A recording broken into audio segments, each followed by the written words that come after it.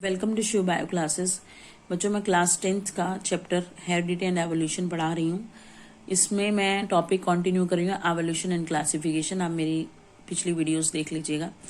आज का हमारा टॉपिक है एवोल्यूशन एंड क्लासिफिकेशन। इसमें हम कंटिन्यू करते हैं थर्ड, फॉसिल्स। फॉसिल्स क्या होते हैं? देखो, ऑर्गेनिजम्स जो होते हैं ना, under high pressure, high temperature, क्या होता है, जैसे मान लो सिंपल तरीके से बताऊं आपको, प्रलय आ गई है या कहीं भी बरी हो गए हैं प्लांट्स, एनिमल्स, कई सालों तक वो दबे रहते हैं। ठीक है, वो किसकी फॉर्मेशन करते हैं? फॉसिल्स की फॉर्मेशन करते हैं। एग्जाम्पल, आर्चोप्टेरिक्स। ये क्या है? बर्ड्स और रेप्टाइल्स की कनेक्टिंग लिंक है। जो बर्ड्स, जिसके अंदर बर्ड्स के भी कैरेक्टर हैं और रेप्टाइल्स के भी कैरेक्टर हैं। होगी बात क्लियर? नेक्स्ट और एग्जाम्पल देखते हैं, जैसे एमोनाइट, ये फॉसिल है, इनवर्टिब्रेट है। ट्राइलोबाइट, ये भी इनवर्टिब्रेट फॉसिल है। नीशिया, ये भी फॉसिल है लेकिन फिश है। राइजोसोरस, ये डायनासोर का स्कल है। ये हमें फॉसिल्स मिले हैं। ठीक है, फॉसिल की एज हम कैसे जान सकते हैं? कार्बन डेटिंग के थ्रू और डिगिंग के थ्रू। कार्बन डेटिंग में क्या होगा? जो फॉसिल के सेम एलिमेंट्स होते हैं उनकी रेशो में डिफरेंस आना, ठीक है, वो हम फाइंड आउट करते हैं कार्बन डेटिंग में, जिससे हमें क्या पता चलता है कि इस फॉसिल की एज कितनी है, कितना पुराना है ये। ठीक, digging the fossil older it is, यानी कि जितना ज्यादा गहरा होगा, यानी कि हमें जितनी ज्यादा डिगिंग करनी पड़ेगी फॉसिल की, इसका मतलब वो उतना ही पुराना है। होगी बात क्लियर? नेक्स्ट है बायोजेनेटिक लॉ। बायोजेनेटिक लॉ क्या कहता है कि जो एनिमल एम्ब्रियो होता है, एम्ब्रियो कहाँ होता है? मदर के वॉर्म में, फीटस को जिसको बोलते हैं उसको एम्ब्रियो बोलते हैं। जाइगोट के बाद एम्ब्रियो बनता है। उसकी जो स्टेजेस होती है ना, वो सेम होती है जो नॉर्मल एनिमल होता है, एडल्ट एनिमल होता है, वो भी एक स्टेज होती है, जिसे हम लोग हैं।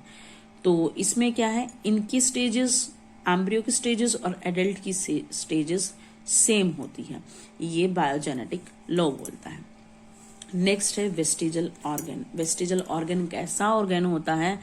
जो अपना फंक्शन खो चुका होता है, उसमें चेंजेस आने के बाद उसका अब कोई फंक्शन नहीं है। For example, appendix in humans, muscle of years, wisdom tooth, ये सब क्या है? वेस्टिजल ऑर्गन्स है, जिनका कोई अब यूज नहीं है। ठीक है, एवोल्यूशन जो स्टेजेस में होती है उनको हम क्या कहते हैं? Evolution by stages. जैसे आईज में चेंजेस आना, ठीक है, और एवोल्यूशन ऑफ फेदर्स, फेदर्स में एवोल्यूशन आना। जैसे सिंपल सा है, जैसे फ्लैट पैम में क्या है? रूडिमेंट्री आईज होती हैं। इंसेक्ट्स में कंपाउंड आईज होती हैं। ह्यूमन में बायनोकुलर विजन होता है। डायनासोर्स क्या होते हैं? पहले क्या होता था? डायनासोर्स को फेदर क्या करते थे? प्रोटेक्शन प्रोवाइड कराते थे, लेकिन वो उड़ नहीं पाते थे। लेकिन चेंजेस आया, एवोल्यूशन हुआ, वो बर्ड्स को प्रोटेक्शन भी प्रोवाइड कराते हैं और साथ के साथ उड़ने में भी हेल्प करते हैं। होगी बात क्लियर? अभी आप 10th क्लास में हो, आपके लिए इतना सफिशिएंट है, ज्यादा डीप में जाने की जरूरत नहीं है। Molecular phylogeny. मॉलिक्यूलर फाइलोजेनी में क्या होता है? ये भी एविडेंस देता है एवोल्यूशन के बारे में। इसके अकॉर्डिंग क्या होता है कि जो रिप्रोडक्शन होता है ना, रिप्रोडक्शन में मेनली होता क्या है? चेंज आता है। किसमें? डीएनए में। ठीक है, यही कारण है किसका? एवोल्यूशन का। कुछ भी ना आए बताना तो सिंपल बता दो, एवोल्यूशन क्या होता है? चेंज इन डीएनए, बस यही है एवोल्यूशन, और कुछ भी नहीं है। अगर चेंज नहीं होता डीएनए में तो एवोल्यूशन नहीं होता, न्यू स्पीशीज कभी भी फॉर्म नहीं होती। जितने कम कैरेक्टर्स होंगे ना दो ऑर्गेनिजम्स के बीच में, उतना ज्यादा डीएनए उनका अलग होगा, और जितना ज्यादा डीएनए अलग होगा उतनी ज्यादा क्या होगा?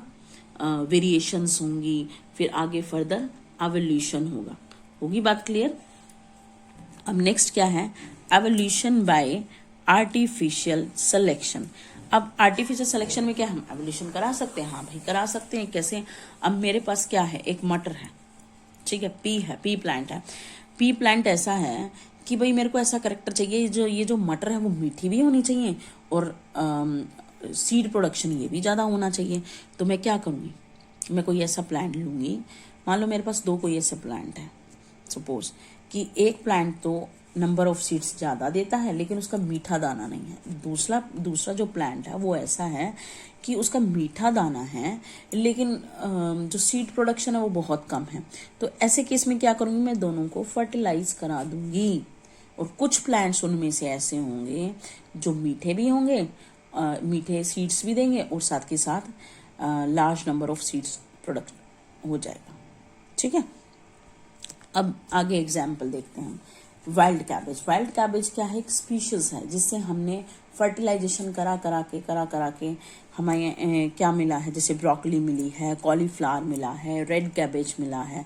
ठीक है, ये सब क्या है, आर्टिफिशियल सिलेक्शन, और ये एवोल्यूशन का एग्जाम्पल है प्लांट्स में, याद रखना। ठीक है, नेक्स्ट क्या है, ह्यूमन एवोल्यूशन का मतलब क्या है कि ह्यूमन की कैसे फॉर्मेशन हुई, कैसे धीरे धीरे चेंजेस आए उसके अंदर। इसके लिए बहुत सारी टेक्निक होती है, बस आप नाम याद कर लो अभी, जैसे एक्सकेवेटिंग हुआ, फॉसिल्स हुआ, टाइम डेटिंग हुआ, डिटर्मिनेशन ऑफ डीएनए सीक्वेंस हुआ। ये हमें ह्यूमन का जो एवोल्यूशनरी यानी कि जो पिछला रहा है ना रिलेशन, उसके बारे में बताता है। अब देखो इसमें क्या है कि ह्यूमन जो है सिंगल स्पीशीज से बिलोंग करता है, ये हमें पता है, जो कहाँ से निकली है, अफ्रीका से निकली है। कहाँ से निकली है, अफ्रीका से निकली है, और धीरे धीरे पूरे वर्ल्ड में फैल गई हैं। अब स्टेजेस क्या क्या हैं हम पढ़ेंगे, स्टेजेस ऑफ ह्यूमन डेवलपमेंट। जैसे फर्स्ट आया हमारे पास ऑस्ट्रेलोपिथेकस, इसमें क्या है, इसमें हाइट गिवन है, वेट, और ये सीधे चलते थे, ये आप पढ़ लेना, याद कर लेना। नेक्स्ट है होमो हैबिलस, ये कितने ईयर्स पहले मिले थे, ये आप याद कर लेना। हाइट क्या है इनकी, वेट क्या है, और ये इतना इम्पोर्टेंट नहीं है हाइट और वेट। सबसे ज़्यादा इम्पोर्टेंट क्या है कि जैसे ये सबसे पहले बिल्कुल स्ट्रेट कौन चलते थे, सीधे, ऑस्ट्रेलोपिथेकस। फर्स्ट टूल जिन्होंने बनाया था वो कौन थे, होमो हैबिलस, और ये बोल सकते थे, ये इम्पोर्टेंट है। कितने ईयर्स पहले आई ये याद कर लेना। होमो इरेक्टस, इसमें हाइट और वेट कर लेना, इतना मैटर नहीं करता, लेकिन डिस्कवरी किसने की थी, फायर की, होमो इरेक्टस ने की थी। होगी बात क्लियर। और ये हंटेड करते थे, यानी कि शिकार करते थे ग्रुप्स में। सबसे पहले ग्रुप में शिकार करना किसने सीखा, होमो इरेक्टस ने। नेक्स्ट है होमो निएंडरथैलेंसिस, इसमें क्या है, ये भी हाइट देख लेना, वेट देख लेना, लेकिन फर्स्ट जो वेरियल्स थे वो कौन थे, होमो निएंडरथैलेंसिस, और ये इन्होंने स्पेशलाइज्ड टूल्स बनाए थे। होगी बात क्लियर। नेक्स्ट है होमोसेपियंस ने क्या है, ये इन्होंने क्या किया था, आर्ट वगैरह डिजाइन करते थे ये। ठीक है, सबसे पहले किसने किया था, होमोसेपियंस ने। और टूल्स जो सबसे पहले बोन्स के और होन्स के, यानी कि हड्डियों के और जो सींगों के बनाए थे, वो किसने बनाए थे, होमोसेपियंस ने बनाए थे। ये मैंने आपको पूरा चैप्टर कवर करा दिया है। एक टॉपिक मुश्किल से होगा तो वो मैं आपको बाद में कराऊंगी। ठीक है, अगर आपको मेरा वीडियो पसंद आया है तो लाइक करिए, शेयर करिए, सब्सक्राइब करिए and press the bell icon. Thank you.